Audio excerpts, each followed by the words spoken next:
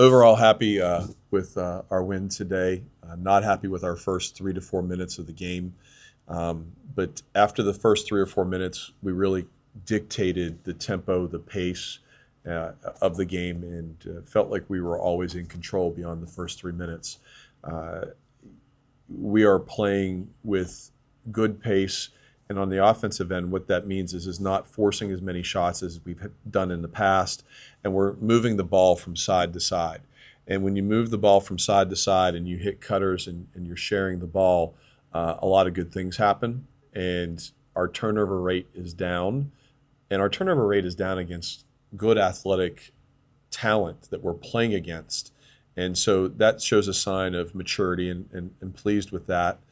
Obviously pleased with Alexis Bordas being Alexis Bordas, like she is.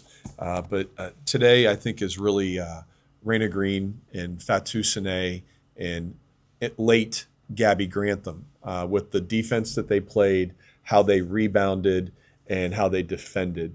I thought that Raina in particular, giving up probably 6 inches to the number 34 from VCU, who she was guarding, really locked her up and forced her in, along with Fatu, into 11 turnovers. And then, we really understood this game as a second effort and third effort game. We knew that VCU would give that first effort, but we didn't feel like they would necessarily get a second effort or a third effort, because in transition they tended to jog.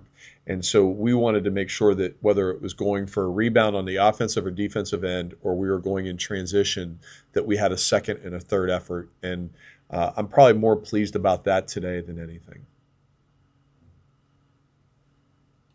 First of all, apologies for the voice, Dan. But second of all, you mentioned cutting down on miscues, and just, is that a matter of just the confidence? Is it a matter of just letting the game come to them? Or what do you think has led to just the cutting down of turnovers there? Apologize for your shirt, Zach. Don't worry about your voice. That's a good question. So I would tell you that I just said this on TV. I'm really a dealer in hope. And it's incredibly important that we stay positive through this year, and understand that these kids, out of 85 practices, we've really only had 3 practices that we've not been happy with. And that's an exceptional number any year, in any year, no matter how many games you win. And to do it with the youth that we have, every day they come with optimism and a sense of determination and resilience.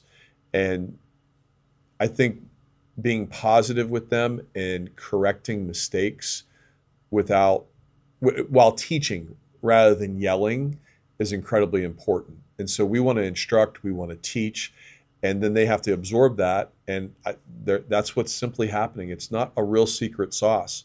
You want to give kids positivity. They could have quit. Quitting is a lot easier than fighting. They could have quit back in January, and by no means have they quit in any game or in any practice. And so I think a big part of that is remaining positive as a coaching staff, so that they absorb the lessons and the teaching that we're trying to give them, and then they have to go out and do that. And they've started to do that at a better rate. I'm still not happy with 16, and there's a couple things that we'll need to clean up. So the other part of that is that film has been important, and how we watch film. And I think that also plays a part.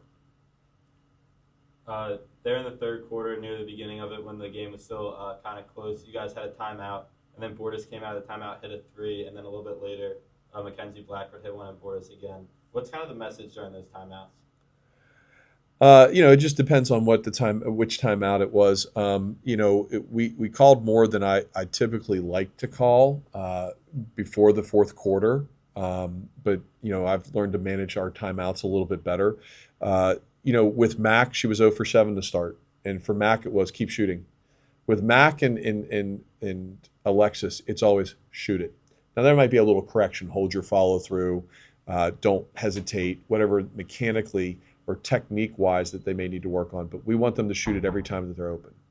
And when those two are on, and they've been on more than they've been off over the last 4 or 5 games, we become a lot more difficult to stop, because now that third guard, who tends to be Raina, finds driving lanes to be much more open, and there's a lot less help.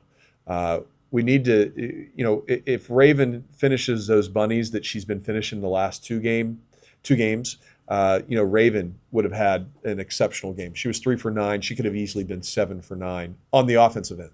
On the defensive end, she was excellent. And what we challenge Raven to do in each timeout is treat every possession as you're going to try to block every shot. And occasionally they're going to get a little shovel pass to get a layup from her man, but we want her to attack the offense and try to alter shots. So tonight I think she was credited with 1 block. That's not correct. I believe she had 3, maybe even 4. But the bigger part of that is not just the blocks, it's the altering of shots or the pressure of having to shoot over that type of length. And I would say that they took 56 shots. I would say at least a fifth, at least 25%, maybe 30% of their shots were with her trying to challenge shots. And that's what we're really trying to do, is have her really try to alter things and be really great. And we remind her of that each time out also. Also, she's very good offensively. So when we get the ball to her in the mid-post area, it's really important that we have cutters through the lane, especially this opponent, because they had a tendency to stand and watch the ball, and we had open cuts without being checked. And that led to some wide open layups like the one that you saw with Mac scoring off the dive. You said that you weren't happy with the first 4 minutes of the game, and I believe you had a huddle after that. What was the focal point of that huddle to like lock the team back in? It wasn't to lock them back in, because I don't think they were locked. Well, better phrasing of like, what was the message overall? Yeah, absolutely. I'm not trying to correct you. Your question was very good. Really, you're trying to settle them and have them understand, okay, these are the things that we're not doing correctly. We're allowing 34 to go to her right hand and get downhill, and she wants to not pass and drive it really, really hard. Are we going to step in and take charges today, or is it going to be a long afternoon where we're not willing to take charges? Are we going to sit on her right hand and force her to go left? Because when you sit on her right hand and force her to go to her left, she goes into jump shot mode. And so we just tried to correct that. And then we talked about rebounding, that, we talked about second and third effort in practice for the last 3 days. And we need to have those second and third efforts with rebounding. But rebounding in the paint is about blocking out really, really hard, then going to get it. Blocking out on the perimeter outside the paint is about either you're blocking really hard or you're just going to go fly and get it. And that's a little bit of a gamble. And so we just kind of reset and talked to them that way. I think that, you can't yell at people. It doesn't make any sense to do that. When you see these coaches ranting and raving, what is the message? Is there a message that really gets across? I just don't see that as much. So we try to instruct and teach with a much more even keeled approach. Dan, the way you guys closed today and did it together, the timely shots, the block, the running after the block, just team hustle plays, 50-50 plays. How proud are you of that, and how much confidence do you think, especially moving forward, that can give you all? We had multiple dives from multiple people on the floor for loose balls. When your best scorer, Alexis Bortis, is diving on the floor, and your second best scorer, Mac Blackford, is taking charges, and you have multiple people taking charges, it bodes well. So what my saying is always is that you want to be mentally and physically fresh in February so that you can play your best basketball in March. And we are certainly at that point. We are pretty close to be as physically fresh as we can be at this late in the year. And mentally, we're in a really good place. And I'm really proud of them, because it's them making the conscious decision to be intentional every day about being positive and optimistic and wanting to learn every day in practice. And we're looking forward to enjoying this till midnight, and then we'll start worrying about St. Louis. And that's the only thing we're worried about, is focusing on St. Louis on next Wednesday. Dan, this is a curiosity question. Which was more impressive, winning the appeal or the Olympic jumping ability on challenging for set? I forget what my rate is, but my rate is incredibly high on on appeals, and I have two that I've lost to the same official, and I would venture that I'm still correct because that's the way I am, a little bullheaded, but I still think I was correct on the two that I missed.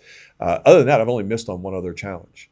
And part of that is Cole McFadden, our graduate assistant. He has the iPad there and he's looking at the replay. And then, very frankly, a little bit of that is my former officiating experience and really kind of having a pretty good eye for it. I can still referee. And those referees will tell you that I can still ref. But yeah, I had a couple moments when I did jump a whole lot. I'm enjoying this team. And I think that's the biggest thing. Like, man, I hate the record. The kids hate the record. But man, have they been awesome to coach? Absolutely. Love them to death. It's been a great year in terms of people and growth and maturity. And, it's not a zero-sum game at times. And we have to think that the reward is the journey. And right now they're enjoying the rewards of this journey and it's far from over. And I like where we're at. And I like the maturity and the growth that we've had, especially over the last 5 weeks.